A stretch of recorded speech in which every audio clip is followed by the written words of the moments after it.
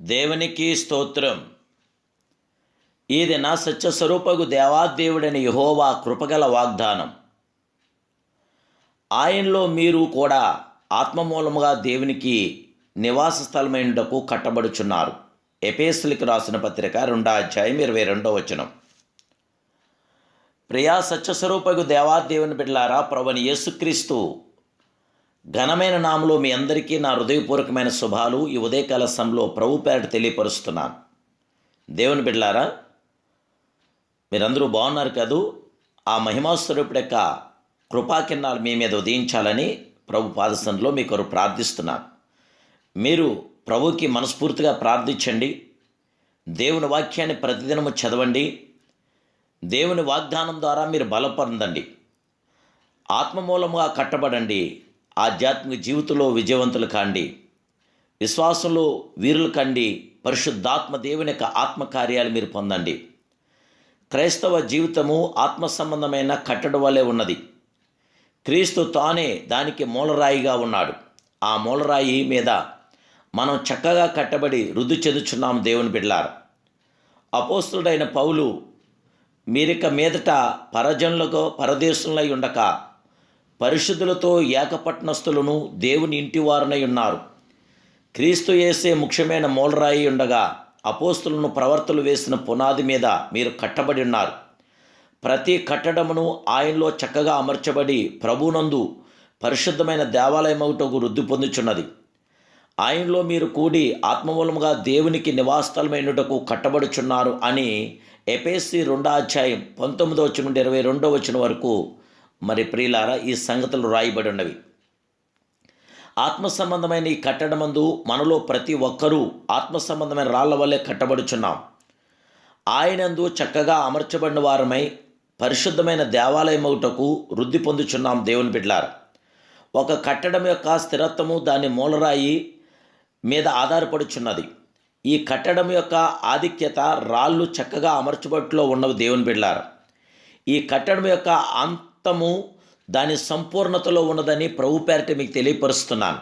ఆత్మస్వరూపేగు ప్రభు మనను చక్కగా బలముగా గొప్పగా క్రీస్తుతో సేవకులతోనూ విశ్వాసులతోనూ అమర్చి కట్టి లేపుచున్నాడు. మహాప్రియ ప్రభు అయిన దేవాదేవుడు. విశ్వాసులైనను సరే, సేవకులైనను సరే, ఎవరునూ కూడా ఒకసారిగా సాగలేరు. మనము ఒక శరీరంలోని అవయములై ఉన్నాము. ఒక కట్టడంలోని ఆయా రాళ్ళ వలె ఉన్నాము. ఎలాగూ రాళ్ళు తమంతట తామే కట్టడమును కానేరదో అలాగే ఈ అవయము కూడా ఒంటరిగా పనిచేయజాలదు. దేవుని బిడ్డలారా, మనం ఆయా సంఘ శాఖలను చెంది ఉండవచ్చును, కానీ మనందరినీ ఒక కట్టడం వల్లే అమర్చినవాడు ఆత్మస్వరూపేగో ప్రభువే, ఆ అఖిలాననాథుడే, ఆ సత్యస్వరూపే, ఆ మహా విశ్వ విజయప్రదాతే. యావదు ప్రపంచమందు చెదరియున్న ఈ గొప్ప కుటుంబమందు కోట్లాది విశ్వాసులను ఆత్మస్వరూపేగు ప్రభు తానే ఒక అనుభవముగా అమర్చుచున్నాడు.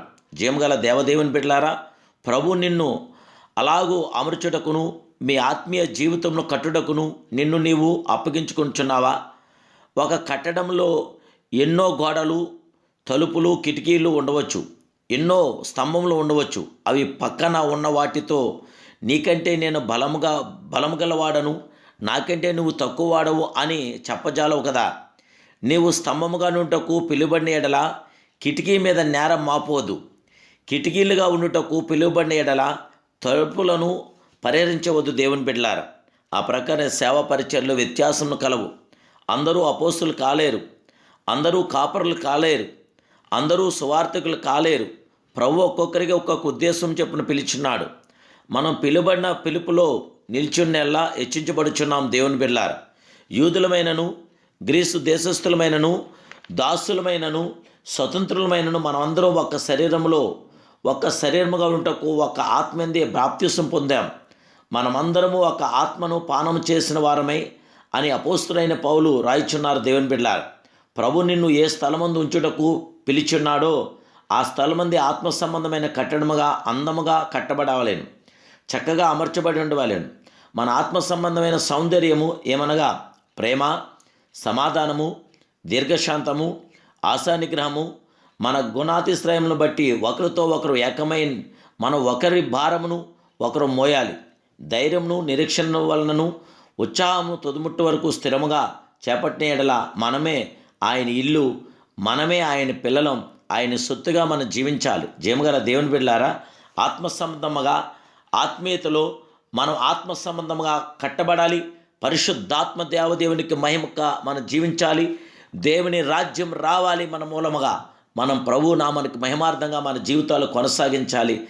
జీవగల దేవుని బిడ్డలారా, ప్రభు మన పక్షాన తన ఉన్నతమైన సర్వోన్నతమైన కార్యం చేయటానికి ప్రభు సిద్ధంగా ఉన్నారు. ప్రభుకి మహిమకరంగా, ప్రభుకి ఘనతగా, మనకు ఆశీర్వాదకరంగా ఆ దేవదేవుని నామానికి మహిమార్థంగా జీవిద్దాం. ఆయన కృప నిరంతరం మీతో నాతో నిల్చునుగాక. ప్రార్థన. మహాపరిశుద్ధుడును మహోన్నతుడును సత్యస్వరూపుడైన నా ప్రియ ఆత్మస్వరూపైన దేవానికి స్తోత్రాలు. ఈ ఉదయకాల సమయంలో మీరు మమ్మల్ని ప్రేమించి మమ్మల్ని ఇష్టపడి మీరు మాకు ఇచ్చిన ఈ సువాగ్దాన్ని బట్టి మీకు స్తోత్రాలు. అయ్యా, నీ మాటలో శక్తి ఉన్నది. దేవానికి స్తోత్రాలు. నీ వాక్య చేత మమ్మల్ని బలపరిచి మమ్మల్ని ఆదరించి ఈ దినచర్య మా జీవితంలో మీ అద్భుతమైన కార్యం జరిగించండి. ఈ దినమంతా మీ కాదులించండి. మా జీవితంలో మీ దేదీపైన గొప్ప కార్యం. ఏ షాదులోని కీళ్ళలోని మేము పడకన్నా షాదుని కీళ్ళు మమ్మల్ని తప్పించి మాకు జయం దయచేసి ఆనందాదన సంరక్షణ మాకు అందరికీ అనుగ్రహించమని యేసయ్య పరిశుద్ధ నామమున ఈ ప్రార్థన సమర్పిస్తున్నాను పరమ తండ్రి. Amen, amen, amen. May God bless you.